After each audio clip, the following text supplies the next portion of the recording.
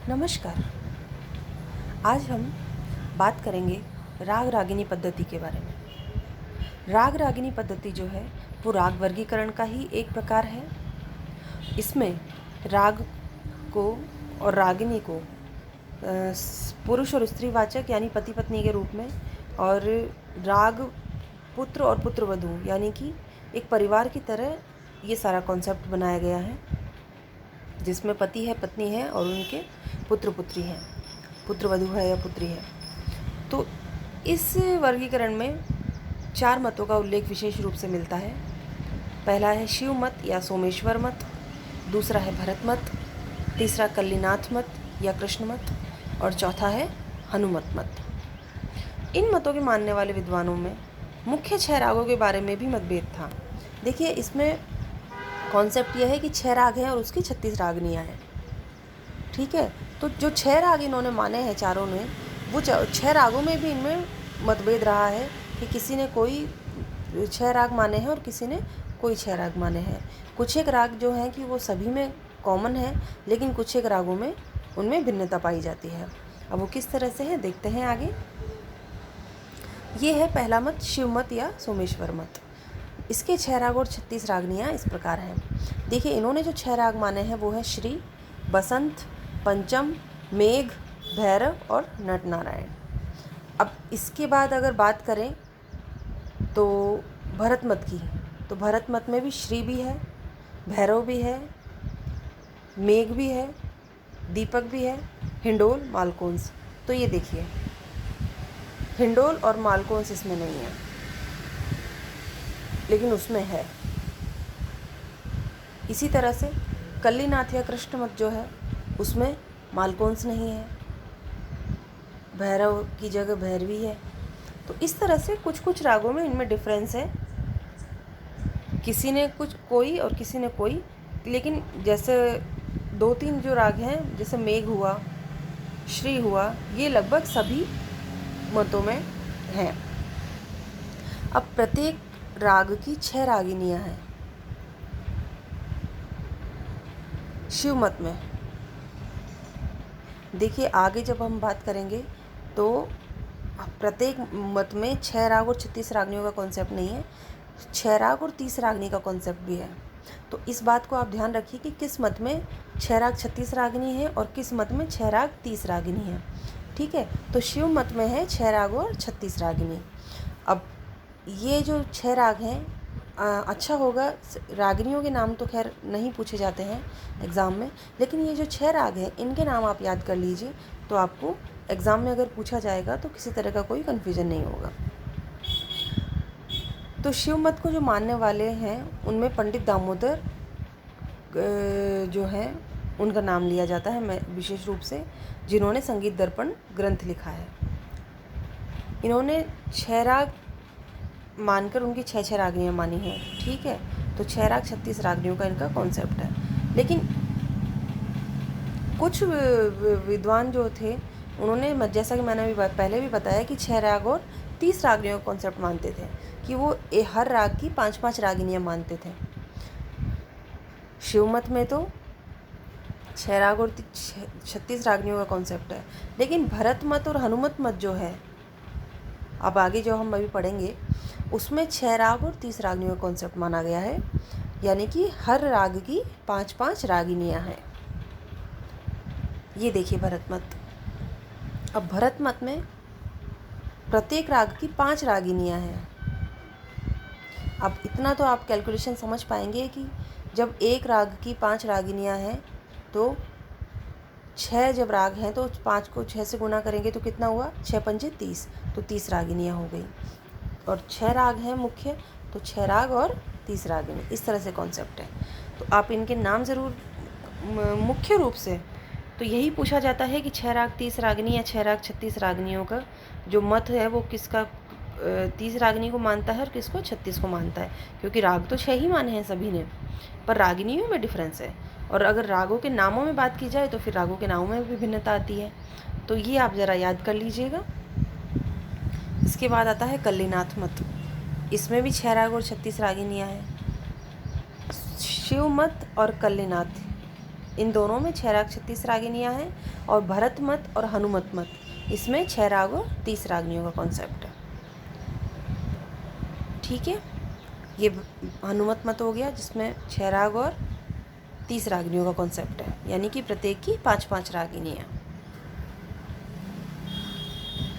अब जो प्राचीन ग्रंथकार थे इन्होंने किस आधार पर ये किया है, तो देखिए रागिनी के पुत्र और पुत्र वधू मानकर उनके परिवार को विस्तृत किया है, तो उन्होंने फिर इसके आगे का भी कॉन्सेप्ट रखा है।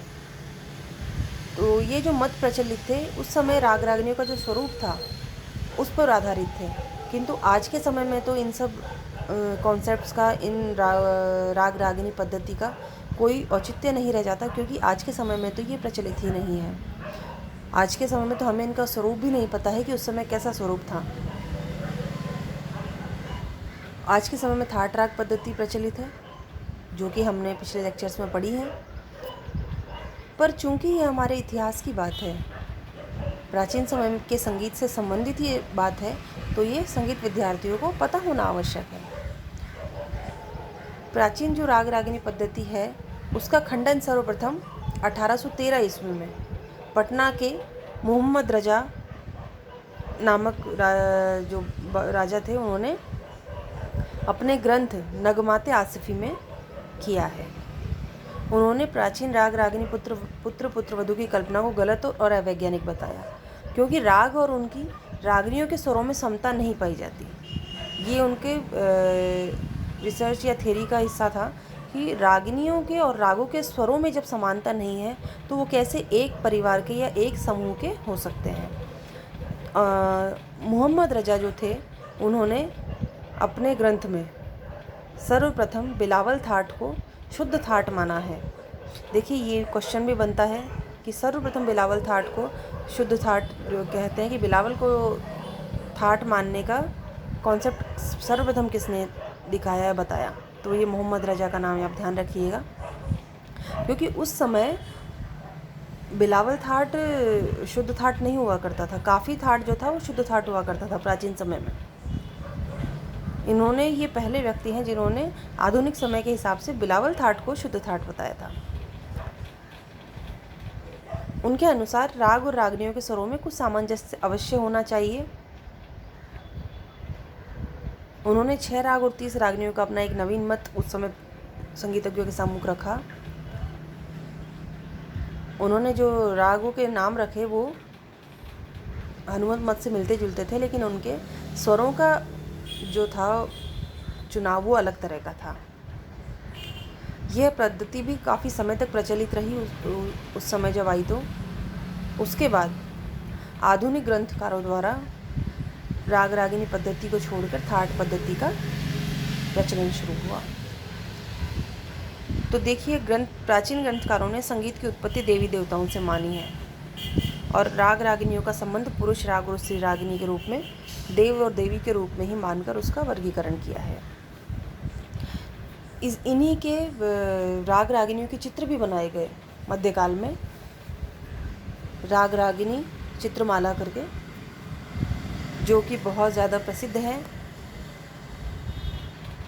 ये भी उन्होंने इसी आधार पर देवी देवता के आधार पर उनके स्वरूपों का निर्धारण किया और उनके चित्र बनवाए। जिस युग में जिस तरह के रागों का प्रचार था उसके आधार पर उस युग के विद्वान संगीत शास्त्र की रचना करते थे, किंतु संगीत परिवर्तनशील है, और आज के समय में जो रागे प्रचलित हैं, जो उनका स्वर समूह है, वो ज़रूरी नहीं कि उस समय जो प्रचलित रागे थे उसके जैसा हो, और ऐसा है भी नहीं। जो प्राचीन समय में जो रागे चल रही थी वो आज नहीं है। मान लीजिए कि अगर हम मालकोंस की बात करते हैं कि उस समय मालकोंस किस तरह का मालकोंस था, वो हमें आज पता नहीं है।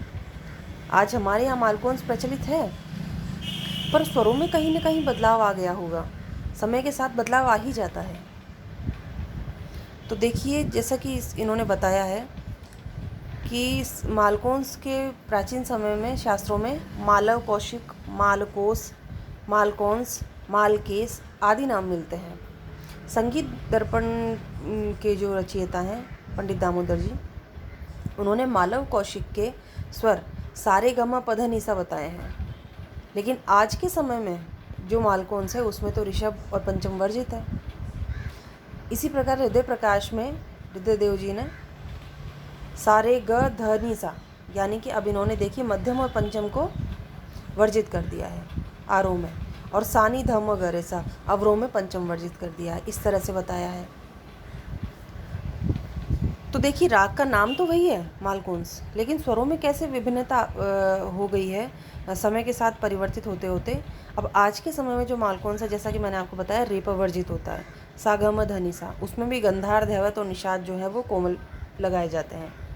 इसी प्रकार बहुत सारे रागों के नाम हैं जो प्राचीन समय से मेल तो खाते हैं, लेकिन उनका स्वर जो विन्यास है या उनका जो चलन है या जो उनके स्वरों के चुनाव हैं वो अलग तरह के हैं, आज के समय के हिसाब से नहीं है। आज के समय में थाट राग पद्धति भारत में प्रचलित है और वही सर्वमान्य भी है।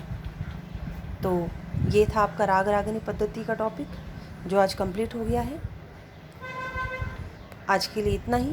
अगले लेक्चर में किसी और टॉपिक के साथ फिर से मिलते हैं। धन्यवाद।